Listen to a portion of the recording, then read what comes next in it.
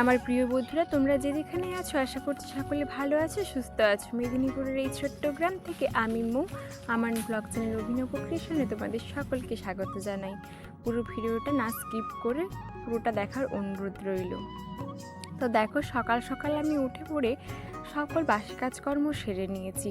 তারপরে দেখো, এই যে ডাব গাছ না, ডাব গাছের পাতা কয়েকটা পড়েছিল, মানে ওই ডালগুলো আর কি, ওই যে পাতার পুরো ঝাড়গুলো হয় না, ওগুলো খসে খসে পড়েছিল। তো ওগুলো কয়েকটা জমা হয়েছিল। তো আমি ভাবলাম কি, ওইগুলোকে না, ওই পাতাগুলোকে কেটে কেটে রেখে দিই, তাহলে না, এখন তো শুকনোর দিন, তো ওগুলো বেশি এখন যদি পড়ে থাকে তাহলে নষ্ট হয়ে যাবে। তো এগুলোকে কেটে কেটে একটা ভালো সুরক্ষিত জায়গায় রেখে দিলে কি হবে, বর্ষার সময় ওগুলো কাজে লাগবে। ওগুলো দিয়ে প্রথমে উনুনটা ধরিয়ে নিলে তারপর ঘুঁটে রুটে দিয়ে উনুনটা জ্বালানো যাবে। তো ওগুলো থাকলে না একটু সুবিধেই হয়। তো খড় টড়গুলোকে যতই গাঁথা দেওয়া থাকে ওগুলো ভিজে যায়, তো ওগুলো দিয়ে না উনুন ধরাতে একটু অসুবিধেই হয়, প্রচুর ধোঁয়া হয়। তো এইগুলোকে না আমি ভালো করে কেটে নিচ্ছি। দেখো, একটু একটু করে কেটে নিয়ে গুছিয়ে গুছিয়ে এগুলোকে আঁটি করে এগুলোকে তুলে রেখে দেবো ঘরের কোথাও একটা।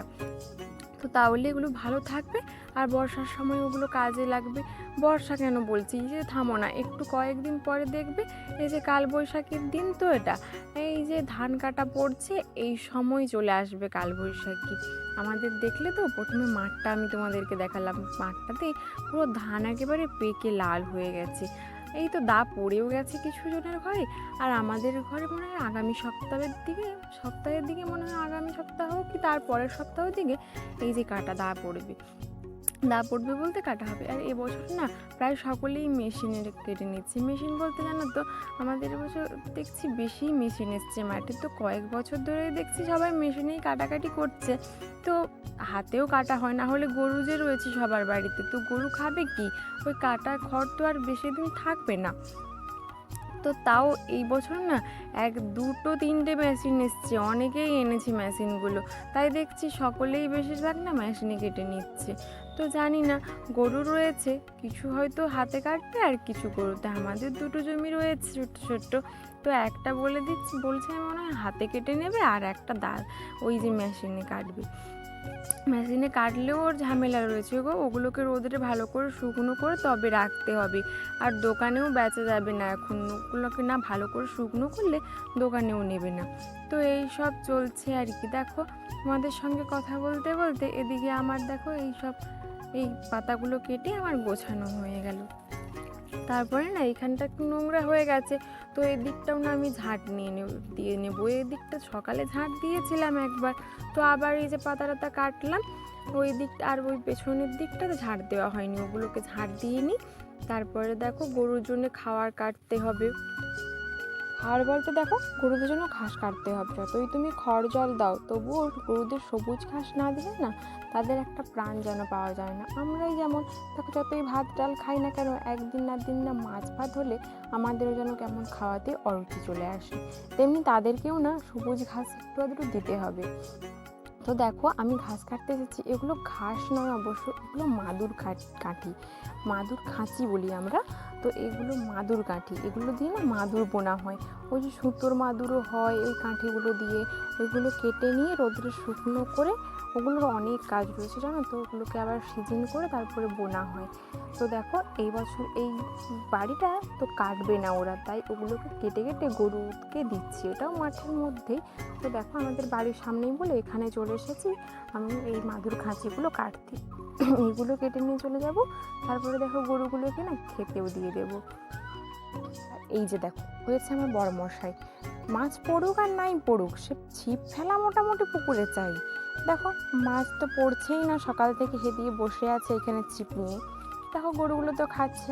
আর এদিকে দেখো, আমার দুরন্ত ছেলে, সে কী করছে, আমি ফোন নিয়ে ক্যামেরা করছি, তা ওকে আমার ফোনটি নিতেই হবে। আমি যখন ফোন নিয়ে কাজ করব, তো ওকে আমার ফোনটি নিয়ে কিছু না কিছু করতেই হবে। এইটুকু ছেলে বোঝে না, কিন্তু ফোন নিয়ে নাড়াচাড়া করতে সে কিন্তু খুব ভালো জানে। তো দেখো, তারপরে আমি মুড়ি খাওয়ার জন্য এসেছি আলু কুটতে। তো আলু ভাজবো, তা দিয়ে মুড়ি খাওয়া হবে, আর আমার বড় মশাই খাবে পান্তা ভাত। তো তার জন্য আমি দুটো আলু ভেজে নিচ্ছি। আর এই দেখো, উনুনটা না একেবারে ধরতেই চাইছে না। এই তো এই গাছের পাতাগুলো দিয়েই এখন আমি তো রান্না করছি, কারণ এই শুকনোর দিনে পাতাগুলো দিয়ে রান্না করে নিলে তো জ্বালানিগুলো থেকে যায় বর্ষার জন্য। তো যখনই সময় পাই তখনই এই পাতাগুলো দিয়ে রান্না করি। যখন আর একটু তাড়াহুড়ো থাকে তখন আর এই পাতা দিয়ে আর রান্না করা হয় না, তখন ওই জ্বালানিগুলো দিয়েই রান্না করতে হয়। তো দেখো ধরতেই চাইছে না, অবশেষে উনুনটা ধরালাম। তারপরে দেখো এই যে আলু ভাজবো, আলুগুলোকে নুন হলুদ মাখিয়ে আমি রেখে দিলাম কিছুক্ষণের জন্য। বেশিক্ষণ রাখিনি, কারণ তাড়া ছিল তো তাড়াতাড়ি ভেজে নিয়েছিলাম। তো দেখো তারপরে কড়াইতে তেল দিয়ে দিলাম লঙ্কা চেরা, শুকনো লঙ্কাগুলো চিরিয়ে দিয়েছিলাম। তারপরে ওই মাখা আলুটা, নুন হলুদ মাখানো আলুটা দিয়ে দিলাম। তো একটু নাড়াচাড়া করে দিয়ে দিলাম ঢাকা চাপা। তারপরে একটুখানি 5 মিনিট মতো ছিল, তারপর ঢাকনা খুলে আবারও নাড়াচাড়া করে একটু জিরে দিয়ে দিলাম। আমি এতে পেঁয়াজ কিছু দিই না, আমি জিরে দিয়েই রান্না করি। তো দেখো জিরে দিয়ে আবারও ভালো করে নাড়াচাড়া দিয়ে দিলাম, দেখলাম আলু সেদ্ধ হয়েছে কিনা। সেদ্ধ হয়ে গেল, তো আমি ওগুলোকে নামিয়ে রেখে দিলাম। তো দেখো আলু ভাজা তো হয়ে গেল। পরে এই যে দেখো চালগুলোকে আমি হাত নাড়াচাড়া দিয়ে চলে এলাম। এগুলো যে নুনিয়েছিলাম এগুলো এখনও না ভালো করে শুকনো হয়নি। আজকে রোদটা না বেশ বেরিয়েছে, আজকে রোদটা পেলে মনে হচ্ছে শুকনো হয়ে যাবে। তো ডিব্বাতে ভরে রেখে দেবো, তারপরে আবারও না কিছু নুন দিয়ে রাখতে হবে। কেন বলো তো, আমাদের ধান কাটার কাজ আবার শুরু হয়ে যাবে বলছিলাম। তো হয়ে গেলে না তখন আর কিছু কাজ করতে পারবো না, তো এই সময়ই কিছু নুন দিয়ে রেখে দিতে হবে। তো দেখো এগুলোকে আমি মেলে দিলাম ভালো করে উল্টে পাল্টে। তারপরে না সবার খাওয়া হয়ে গেছিলো, তো সেই বাসনগুলো আর বাবাইয়ের কিছু পোশাক ছিল সেগুলো ধুয়ে নিলাম। তারপরে আমি চান সারবো, তারপরে পুজো দিয়ে আমি খাবো। তো তারপরে তো রান্নাও রয়েছে। তো দেখো বাবাইয়ের জামা কাপড়গুলো কেচে নিলাম, আর ওই বাসনগুলোকেও আমি ধুয়ে নিলাম, তারপরে পুজো দেবো।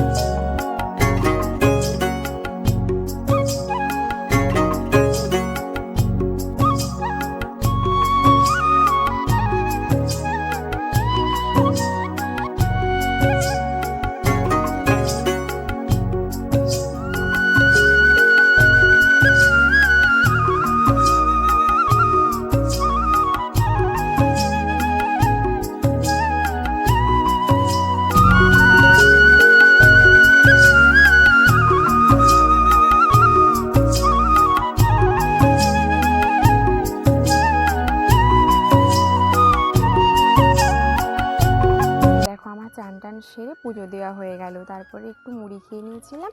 তারপরে এই যে রান্নাও চাপিয়ে দিয়েছি, ডিম আলু সেদ্ধ বসিয়ে দিয়েছি। এই যে দেখো এখানে 4টে ডিম বসিয়েছিলাম না, 2টো না গরমের জন্য নষ্ট হয়ে গেছে, তাই আবার না 2টো সেদ্ধ বসিয়েছিলাম পরে। তো দেখো এই 2টো ডিমকেই প্রথমে আমি রান্না করে নিচ্ছিলাম। তো দেখো এই প্রথমে ডিমগুলোকে ছাড়িয়ে না ওগুলোকে ভেজে নিয়েছিলাম একটু নুন হলুদ মাখিয়ে। তারপরে মশলাটাতে দিয়েছিলাম আমি আদা জিরে, একটু পেঁয়াজ দিয়েছিলাম, আর হালকা একটু লঙ্কা দিয়েছিলাম, লঙ্কার গুঁড়ো হলুদ গুঁড়ো দিয়ে এই যে একসঙ্গে করে রেখে দিয়েছিলাম। তারপরে দেখো একটু হালকা পাতলা করে ঝোলটা আমি করেছিলাম। তো মশলাটা একটু কষিয়ে নিয়ে ডিম আলু সেদ্ধটা দিয়ে দিলাম। তো ওগুলোকে একটু ভালো করে কষিয়ে নিয়ে জল দিয়ে দেবো, তারপরে ফুটিয়ে আমি ঝোলটা নামিয়ে দেবো। বেশি রিচ কিন্তু করিনি। আর একটা ডাঁটা চচ্চড়ি করেছিলাম, আর আমের চাটনি করেছিলাম। তো দেখো এই যে ভাতটাও এদিকে ফুটে গেছে, ওই তরকারিগুলো আর তোমাদেরকে দেখালাম না। এদিকে ভাতটা ফুটে গেছে, তো আমি এদিকে ভাতটাও আমি গেলে নিলাম। তারপরে দেখো আজকে বিকেলে না একটু কাজ আছে বলতে একটু ঘোরাঘুরি করতে যাব মেলার দিকে। তার জন্য তাড়াতাড়ি করে কাজগুলো সেরেছি।